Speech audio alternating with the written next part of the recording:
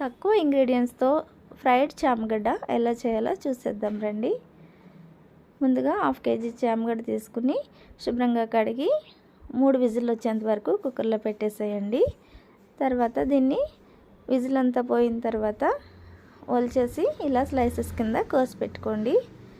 దీనికోసము 2 స్పూన్ల వరకు cornflour, 1 spoon వరకు బియ్యపిండి, అలాగే రుచికి సరిపడగా ఉప్పు, మన కారానికి తగినట్టు కారము, కొంచెం కారం ఎక్కువ తినేవాళ్ళంటే కారం కొంచెం ఎక్కువ వేసుకోవచ్చు.